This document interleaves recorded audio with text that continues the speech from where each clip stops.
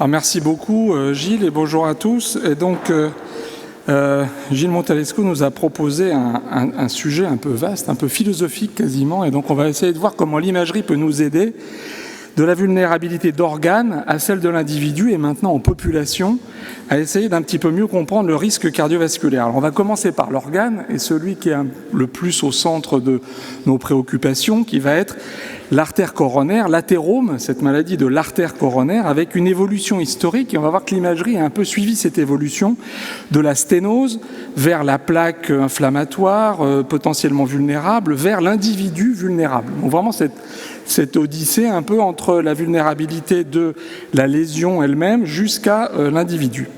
Et donc le scanner a un peu accompagné ça. Alors technologiquement aujourd'hui ça donne ce type d'image chez presque tous les patients. Alors je dis bien presque, pas tout à fait quand même encore, mais ça s'est beaucoup amélioré. Vous voyez cette très bonne résolution spatiale, surtout cette imagerie qui est 3D, et ça c'est très important pour l'analyse de la plaque. Non seulement de la plaque, mais également de la lumière, et on verra au-delà de la plaque, autour de la plaque. Alors, que nous disent des recommandations récentes? Ça, c'est un consensus d'un grand journal qui est paru récemment. Et vous voyez, je vous ai mis en rouge les différents endroits où on peut voir le scanner. Donc, pour le stent, alors c'est classé par ordre, on va dire, de performance. Donc, le scanner est plutôt un petit peu moins bien pour le stent, mais on peut voir les calcifications. On peut voir très bien également la graisse autour du vaisseau.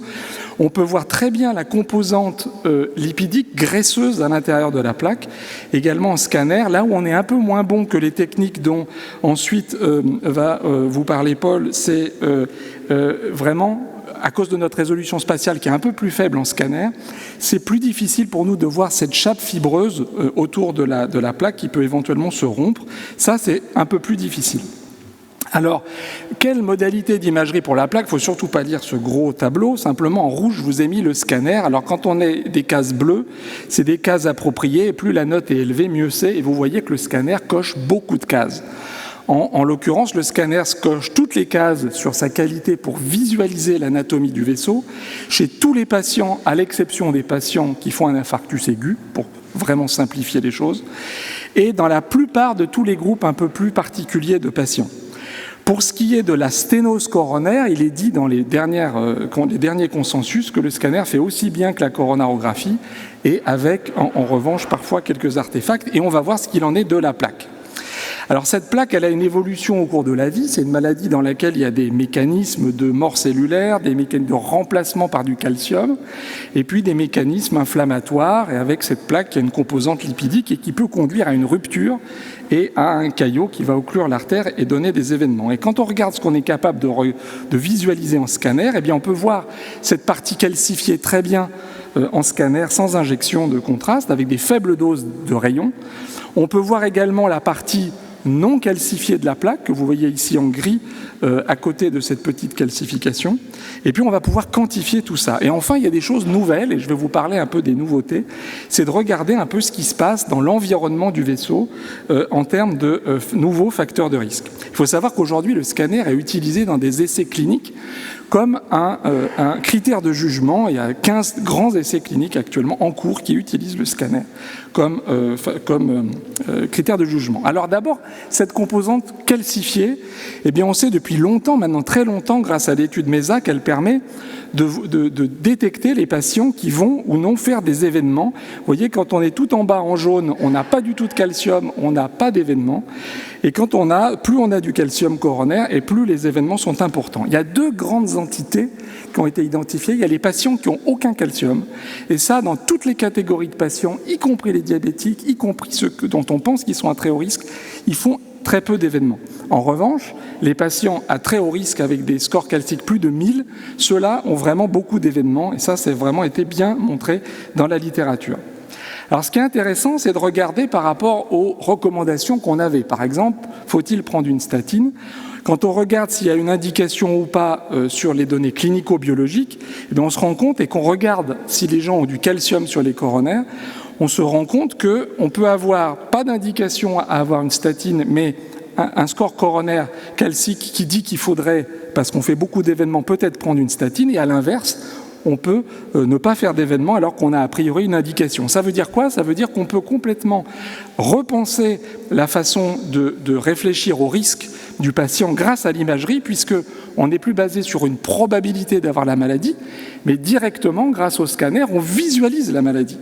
Et quand on fait ça, on peut reclasser jusqu'à 20% des patients dans la bonne catégorie en regardant l'athérome coronaire. Et ça aboutit à ces recommandations-là. On ne va pas rentrer dans le détail, c'est juste pour vous expliquer la philosophie. On va utiliser chez les patients qui sont d'âge à partir de 40 ans, qui ont un risque a priori intermédiaire cardiovasculaire, on va regarder le calcium coronaire et en fonction, on va en déduire une conduite à tenir. S'il n'y a pas de calcium coronaire, il n'y aura pas de statine. En revanche, s'il est supérieur à 100 ou au 75e percentile pour l'âge, et ça c'est très important, les gens qui ont le plus de calcium pour leur âge, à ce moment-là, ça peut être une indication, ici 1B, de démarrer un traitement. Alors il y a des gens chez lesquels ça reste compliqué, c'est les gens qui ont des maladies coronaires prématurées, de l'inflammation chronique et les diabétiques, en particulier les jeunes. Et chez ceux-là, on est en train de regarder les données, c'est pas tout à fait clair et le score calcique peut être éventuellement discutable chez ces patients. Maintenant, je voudrais pour vraiment vous marquer les esprits, vous montrer ce cas assez fascinant de deux patients, frères et sœurs, qui ont le même âge, au même âge, 42 ans, voilà leur score calcique. Vous voyez sur la gauche, en vert, vous avez ces calcifications sur l'aorte circulaire. Ce qu'on a typiquement dans cette maladie, c'est des gens qui ont une hypercholestérolémie familiale, génétique. Et vous voyez qu'ils ont également du calcium sur l'artère droite, sur l'interventriculaire antérieur, sur la circonflexe. Exactement pareil, les deux, exactement le même phénotype au même âge. Ça, c'est assez extraordinaire, mais ça peut masquer de la maladie coronaire qui n'est pas calcifiée. Voilà ce qui s'est passé chez l'un d'entre eux. Vous voyez qu'il a fait un infarctus à l'âge de 10 ans, c'est très très jeune évidemment, pour faire un infarctus. Il avait eu une chirurgie de son tronc commun, vous voyez qu'il était bien perméable, et on nous envoie ce patient pour vérifier son stent sur la coronaire droite. Vous voyez que le stent est parfait ici. Il avait des coronarographies itératives, puis ensuite on est passé au scanner. Et il est asymptomatique. Et voilà ce qui se passe dans la suite. Il a une occlusion de son tronc commun. Ici, vous voyez le thrombus qui vient complètement occlure le vaisseau. Vous voyez cette artère extrêmement malade, ici, est complètement occluse avec un défaut de perfusion en regard. Bien sûr, qui colle parfaitement avec ce qu'on a vu en coronarographie et avec l'IRM cardiaque, où vous voyez ici cette grande hypoperfusion dans ce territoire chez ce patient. Donc, patient asymptomatique, plaque à très haut risque, est-ce qu'on aurait été capable de prévenir l'évolution? Voilà une autre plaque calcifiée. On regarde très vite chez ce patient, on voit cette petite calcification blanche ici. Si on passe un peu vite, on dit, bon, c'est une calcification sans doute assez gentille, qui est probablement pas, qui est simplement cicatricielle. Si on regarde bien autour, il y a une plaque ici, une plaque hypodense, très importante, un remodelage de cette artère, et il y a en réalité ici un risque de vulnérabilité sans doute accru. Parfois, un train peut en cacher un autre. Ici, c'était encore un contrôle de ce stent. Et si on regarde un petit peu plus loin, eh bien, on voit qu'il y a des plaques qui ne sont pas calcifiées. Sont-elles dangereuses pour autant ? Au début de l'histoire, on avait lié le fait d'avoir une sténose, et plus la sténose était importante, et plus on disait que le risque était élevé. Et donc on a fait une classification qui s'appelle CADRADS, qu'on utilise quotidiennement, qui nous donne des chiffres, un score avec des chiffres en rapport avec le degré de sévérité du rétrécissement. C'est très pratique parce que c'est très standardisé, c'est très accepté, et c'est également pronostique. Et ça a bien été montré dans des études. Alors on ne va pas rentrer dans le détail, vous voyez ces courbes un peu compliquées, simplement pour montrer que plus le degré de sténose augmente et plus le pronostic est défavorable, et ça a été montré dans des grandes études à la fois au Royaume-Uni et aux États-Unis.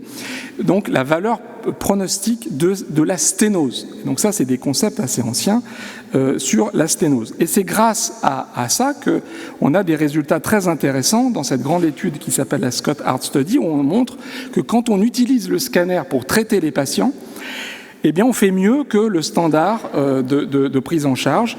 Pourquoi ? Notamment parce qu'il y a une prise de conscience, grâce au scanner, que le patient est coronarien, et il y a une prise de conscience de son risque qu'on n'a pas forcément avec la prise en charge classique. Et ça explique cette étude qui a eu un grand retentissement pour montrer que l'utilisation du scanner améliore la prise en charge des patients. Alors, une fois qu'on a dit ça, la sténose, ça ne fait pas tout, puisque quand on regarde des données même assez anciennes, il y a 70% des patients qui ont des infarctus alors qu'ils n'ont pas de sténose significative. Ça, c'est bien connu historiquement. Et donc, cette classification essentiellement de sténose a évolué pour la prise en charge plutôt de la vulnérabilité de la plaque, c'est-à-dire un remodelage de la plaque vers l'extérieur, comme vous le voyez ici, un cœur lipidique, c'est-à-dire riche en graisse, très important, et puis des petits signes d'hémorragie à l'intérieur de la plaque, et puis de microcalcifications qui témoignent non pas des calcifications assez gentilles qu'on a vues tout à l'heure, cicatricielles, mais plutôt de calcifications de processus inflammatoires. Et donc ça a été une addition importante de ces critères de vulnérabilité dans cette nouvelle classification. Alors voilà à quoi ça ressemble sur le scanner. Ici, je vous ai mis une plaque avec un remodelage positif, c'est-à-dire cette excroissance de la plaque vers l'extérieur. Vous voyez que la lumière n'est pas impactée. Donc si vous faites une coronarographie simple, il n'y a pas de calcification non plus, vous pouvez ne pas voir cette plaque. Ici, on est capable de la détecter. Ici, vous avez ce signe qui est un signe bien connu d'hémorragie dans la plaque. Et puis également ces calcifications ponctuelles, et puis enfin la plaque très riche en lipides que l'on peut voir ici, qui est très noire, hein, qui apparaît très gris foncé, ça veut dire qu'il y a une atténuation très basse des rayons X. Alors, est-ce que cette vulnérabilité, on a vu ce que ça donnait sur la sténose, est-ce que la vulnérabilité en scanner, ça a une valeur ajoutée pour le pronostic? Eh bien oui, lorsque ces critères sont présents, les patients font plus d'événements cardiovasculaires et ça a une valeur additionnelle à la sténose significative. L'étude Scott-Hart qu'on a vue tout à l'heure a montré aussi que plus on a de plaques lipidiques, de faible atténuation, ici au-delà de 4%, alors il faut faire attention au seuil, attention, ça c'est pas tout à fait défini, mais lorsqu'on a beaucoup de plaques hypodenses très lipidiques, il y a un surrisque tout à fait majeur dans les populations générales. Alors, on a vu que ces classifications, c'est quoi? C'est l'œil de l'imageur qui va regarder l'image. Évidemment, on se dit que ce serait chouette de pouvoir avoir la quantification de cette plaque et de ses différentes composantes. Pas seulement le calcium, mais également la partie fibreuse et la partie graisseuse de la plaque. Et ça, maintenant, c'est rendu possible grâce à l'intelligence artificielle qui va nous aider à faire la segmentation de la plaque. C'est pas complètement au point, il y a une grosse concurrence industrielle autour de ça. Néanmoins, on a maintenant, vous voyez ici, 12 000 patients, des nomogrammes quasiment, c'est-à-dire vraiment l'étude de cette plaque en population. On commence à avoir petit à petit des seuils. Alors le problème, c'est qu'ils sont dépendants des logiciels, mais on commence à avoir, c'est plus du tout de la science-fiction. Il y a 2 ou 3 ans, on sait ce qu'on pensait, mais maintenant, on commence à aller vers là. Alors après, on s'est posé des questions dans des populations spécifiques de l'intérêt de ces critères de vulnérabilité, notamment dans une étude faite ici à la Pitié avec l'équipe de cardiologie, pour regarder si les patients qui avaient une maladie coronaire prématurée, c'est-à-dire des infarctus avant l'âge de 40 ans, avaient un athérome classique ou différent. Ils ont un athérome très différent. Ils ont beaucoup plus de critères de vulnérabilité, ils ont beaucoup plus de plaques peu calcifiés, inflammatoires, potentiellement vulnérables que des sujets contrôle. Donc ça, c'est quand même quelque chose de très intéressant et qui, à terme, doit, dans certaines populations, nous pousser à faire ces scanners avec une injection de produit de contraste, ce d'autant que quand on a ces critères de vulnérabilité dans cette étude, on a également une probabilité d'avoir un nouvel infarctus qui est augmentée. La deuxième question qu'on s'est posée, c'est quid de l'environnement du vaisseau? Et on sait, sur un grand nombre d'études maintenant, que la graisse autour des coronaires et autour du cœur dans sa globalité est un facteur pronostique qui prédit des événements cardiovasculaires délétères, notamment la mort cardiovasculaire, les infarctus, mais également la fibrillation atriale, et Estelle en parlera tout à l'heure, et puis la revascularisation coronaire dans une population, et que ça le fait mieux que de mesurer simplement l'épaisseur en échographie, parce qu'on a cette quantification volumique globale. Et donc, en continuité du travail dont je vous ai parlé, on a regardé chez ces jeunes coronariens si la graisse pouvait avoir un rôle, et potentiellement, effectivement, on a trouvé un lien entre cette graisse péricoronaire et la graisse dans la plaque, les calcifications dont j'ai parlé, les microcalcifications à risque, et donc les critères de vulnérabilité de la plaque. Ça, c'est le tissu adipeux global autour du cœur qu'on peut mesurer avec l'intelligence artificielle aujourd'hui, qu'on fait en routine dans notre service à la Pitié-Salpêtrière. On peut aussi regarder la graisse autour des coronaires, vraiment autour des coronaires, de la paroi. Ça, c'est plus compliqué. Vous la voyez en blanc ici, autour de cette coronaire. Il y a des logiciels, notamment l'équipe d'Oxford, qui a beaucoup étudié ça et qui a montré que, effectivement, l'inflammation mesurée par le scanner, par la densité de cette plaque autour des coronaires, est liée à la survenue d'événements cardiovasculaires et que c'est une valeur ajoutée au-delà des facteurs de risque qui sont existants dans des publications récentes, dans des grands journaux, avec maintenant un très grand nombre de patients. D'ailleurs, on a pu participer à cette étude avec les données de la Pitié-Salpêtrière. Alors, qu'est-ce qui se passe aujourd'hui pour les patients pour leur risque? Eh bien, c'est plus le score calcique tout seul, la graisse toute seule, les facteurs de risque classiques, c'est évidemment l'entonnoir, on met tout à l'intérieur. Et l'idée, c'est d'avoir un score de risque cardiométabolique intégré, notamment pour les patients diabétiques, hypercholestérolémiques, obèses, qui ont des maladies inflammatoires, etc., ou la maladie prématurée. Ça, c'est pour vous montrer ce qui se passe quand on regarde des diabétiques. On a regardé 500 diabétiques. Le score 2 clinique qu'on utilise à l'heure actuelle, il marche pas. Il marche absolument pas. Et 50% seulement des patients sont détectés. Quand on fait le score calcique tout seul, on reclasse, comme vous le voyez à gauche, très très bien les patients. Et quand on rajoute la graisse, on restratifie encore mieux, on affine le risque des patients à risque intermédiaire. Donc ça, c'est des choses qui sont très importantes. On a regardé également, on est dans un hôpital dans lequel il y a une médecine interne importante, on a regardé 235 jeunes femmes lupiques avec le calcium et la graisse, et on a montré qu'on améliorait effectivement la prédiction du risque chez ces individus, ce d'autant que leur calcium était plutôt faible. Donc tout ça dans le sens d'une restratification individuelle du risque. Alors pour terminer, quelques pistes sur l'avenir.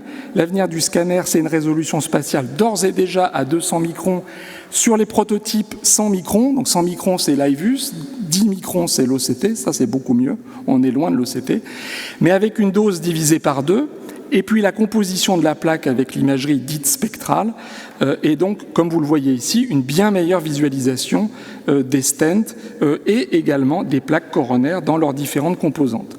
D'autres pistes également, l'hémodynamique à l'intérieur des artères, qui va être améliorée grâce à ces techniques. On va essayer d'étudier l'intérêt du flux sanguin pour le risque, et puis aussi le territoire à risque en regardant la perfusion coronaire en scanner. Ça, c'est des choses qui se font de plus en plus. Et puis, globalement, ce qui se passe aujourd'hui, c'est qu'on a ce qu'on appelle de la radiomique, c'est-à-dire qu'on a plein de caractéristiques différentes qu'on va mélanger avec les données cliniques, les données biologiques, pour obtenir des scores de risque qui sont beaucoup plus performants que ce que l'on faisait avec simplement 1 ou 2 éléments prédictifs par le passé. Et enfin, pour vous montrer vers où on va encore un tout petit peu plus loin, mais franchement on y est presque, aujourd'hui c'est le scanner corps entier dans lequel on est en train de mesurer tous les composants du corps entier, tous les composants graisseux, les muscles, la sarcopénie, etc., dans les différentes compositions pour pouvoir faire du dépistage opportuniste. Donc vous avez un scanner pour une raison X ou Y, on est capable de déterminer votre risque cardiométabolique global. Ça, c'est des choses qui sont en train d'arriver. Donc j'espère vous avoir convaincu que le scanner joue un rôle central dans l'évaluation personnalisée du risque cardiovasculaire, que cette évaluation au niveau du patient est déjà tout de suite accessible. Au niveau de la plaque, c'est perfectible, mais on n'en est pas loin, et que les nouvelles technologies permettront encore d'améliorer l'évaluation individuelle du risque. Merci beaucoup.